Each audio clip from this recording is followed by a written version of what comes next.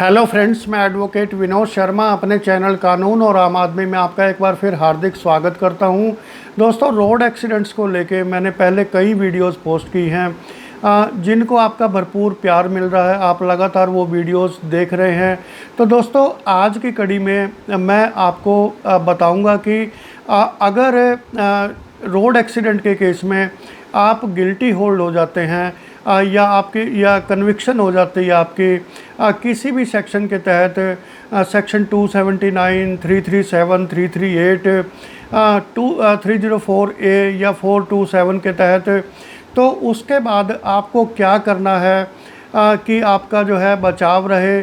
तो क्या ऐसे कदम आप उठा सकते हैं कि गिल्टी होल्ड होने के बाद जब आप अपील फाइल करें तो तब तक आप जो है आपकी गिरफ्तारी पर रोक लगी रहे। तो दोस्तों, मैं आपको बताऊं कि जब भी आप रोड एक्सीडेंट के किसी भी धारा में अगर गिल्टी होल्ड होते हैं, आपकी कन्विक्शन होती है 279 में, 337 में या 304 ए में या 427 में, 338 में, तो उसके बाद ये प्रावधान है कि आपको तुरंत कोर्ट से बेल मिल जाएगी। आप बेल अप्लाई करेंगे गिल्टी होल्ड होने के बाद, और उसके बाद आपको तुरंत बेल मिल जाती है। और आप जो है उस ऑर्डर के ख़िलाफ़, उस जजमेंट के ख़िलाफ़ सेशन कोर्ट में अपील कर सकते हैं। और जब तक सेशन कोर्ट की अपील पेंडिंग रहेगी तब तक आपकी गिरफ्तारी पर रोक लगी रहेगी, यानी कि आपको जेल नहीं जाना पड़ेगा।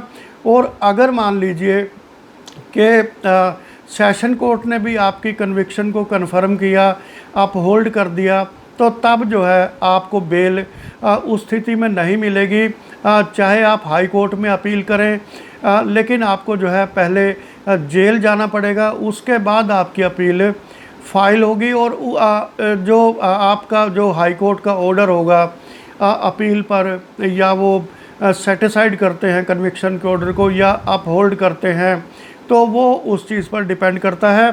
तो इतना ज़रूर तय है कि आपको ट्रायल कोर्ट में अगर गिल्टी होल्ड किया जाता है तो आप बेल के हकदार हैं, आपको अपील दायर करने से पहले बेल मिल जाएगी। तो दोस्तों, कई बार सिचुएशन ऐसी होती है कि कोर्ट जो है कुछ लीनियंट व्यू अपनाती है रोड एक्सीडेंट के केसेस में, और कई बार अगर मान लो गिल्टी होल्ड हो गया 279 में, 337 में, तो कुछ ऐसे मिटिगेटिंग सर्कमस्टेंसेस होते हैं जिनके तहत कोर्ट लीनियंट होती है, यानी कि आरोपी को जेल नहीं भेजना चाहती गिल्टी प्रूव होने के बाद भी। तो ऐसा जो है एक प्रोबेशन का प्रावधान होता है कि जो गिल्टी होल्ड किया गया है जिस आरोपी को, उसको जो है प्रोबेशन पर रिहाई कर दी जाती है उसकी। तो ये कैसे, इसके कौन कौन से ग्राउंड्स होते हैं इसकी रिहाई के लिए, ये मैं आपको इस वीडियो में बताऊंगा। मेरे पास एक ऑर्डर है, ऐसा ही जो प्रोबेशन का ऑर्डर है ये, जिसमें एक व्यक्ति को, एक आरोपी को 279 और 337 के तहत दोषी करार दिया था और उनको 1 साल की सज़ा मुकर्रर की गई थी। और इसमें जो है जब क्वांटम ऑफ सेंटेंस पर आर्ग्यूमेंट हुई तो उसमें माननीय कोर्ट ने एक बहुत ही जो है नम्र व्यू लिया आरोपी के प्रति। और इसमें क्या ऑर्डर है ये प्रोबेशन का, ये मैं आपके साथ शेयर करता हूँ कि having regard to mitigating circumstances and the fact that this is the solitary offense attributed to accused, also accused of young age of 23 या 25 ईयर, जो भी आरोपी की एज है। यानी कि एक चीज़ तो ये तय है कि अगर ये पहला ऑफेंस है, पहला एक्सीडेंट है जो आपने अभी तक किया है, तो ये आपके पक्ष में जाता है कि जो है, क्योंकि ये सॉलिटरी ऑफेंस है आपका। और दूसरा एज का फैक्टर कि आप कितनी उम्र के हैं, यंग हैं, यानी कि 20s में हैं, तो तब ये भी फैक्टर आपके पक्ष में जाता है और कोर्ट इस पर जो है लीनियंट व्यू लेता है। और द कोर्स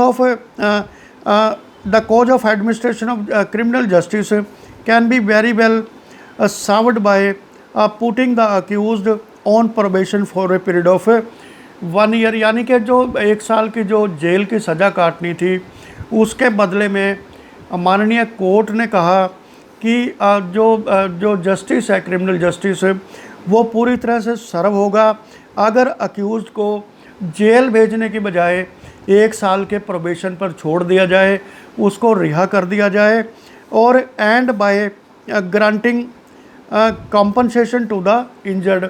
और अगर जो आरोपी दोषी है वो कंप्लेनेंट को, इंजर्ड को अगर मुआवजा भी दे देता है तब ये भी उसके पक्ष में जाता है, तो उसको प्रोबेशन मिल सकता है। और दोस्तों इसमें on seeing age, character, antecedents of accused and nature of offence, यानी कि क्या क्या चीज़ें क्राइटेरिया हैं।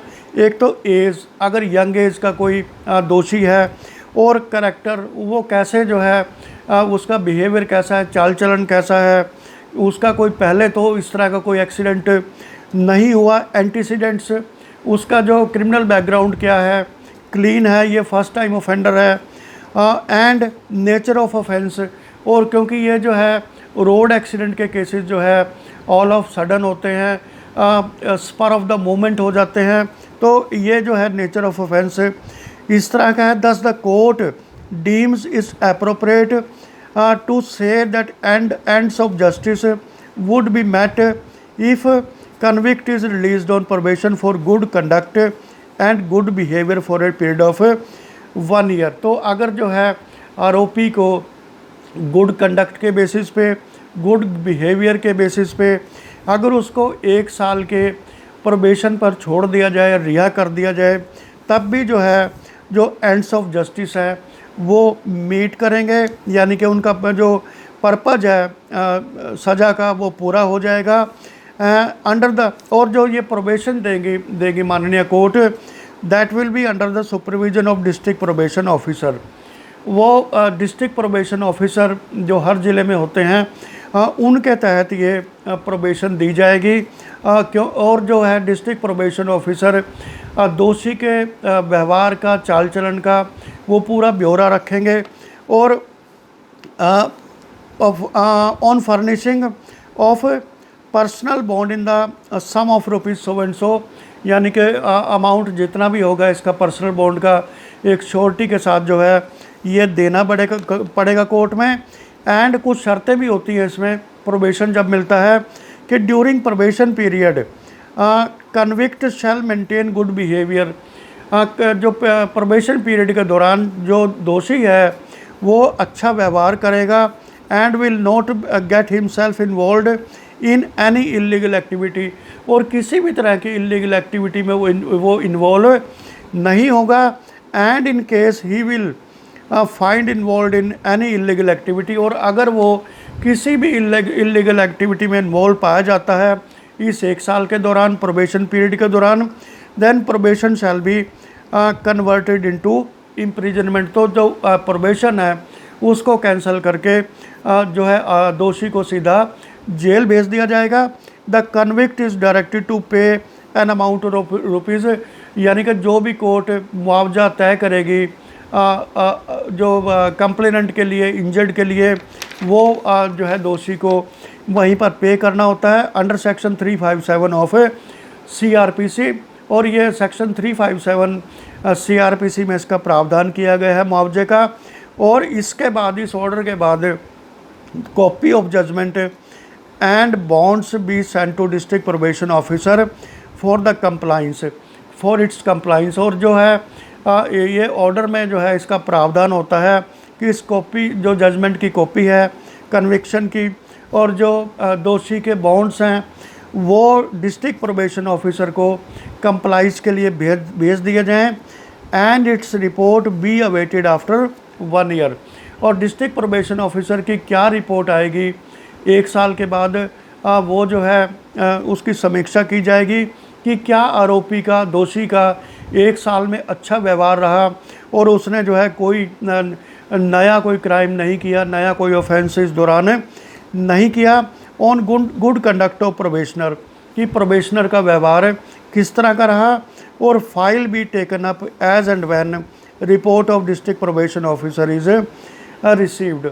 और ये जो है फाइल जो केस की है वो तब टेकअप की जाए जब डिस्ट्रिक्ट प्रोबेशन ऑफिसर की रिपोर्ट आए 1 साल के बाद, और वो उसमें मेंशन करे कि जो दोषी है उसका व्यवहार कैसा रहा है। तो दोस्तों ये कई बार कोर्ट्स एक लीनियंट व्यू लेती हैं एक्सीडेंट के केसेस में ख़ास तौर पे, और जो दूसरे छोटे मोटे पैटी क्राइम्स होते हैं उसमें भी ये प्रावधान होता है कि केस प्रूव होने के बाद भी, यानी कि आरोपी गिल्टी होल्ड होने के बाद भी प्रोबेशन पर रिहा कर दिया जाता है, और प्रोबेशन की कुछ शर्तें होती हैं जो कंप्लाई करनी होती है दोषी को, और अगर वो कंप्लाई नहीं करता है तो प्रोबेशन को कैंसिल करके उसको जेल में भेज दिया जाता है अपनी सज़ा पूरी करने के लिए।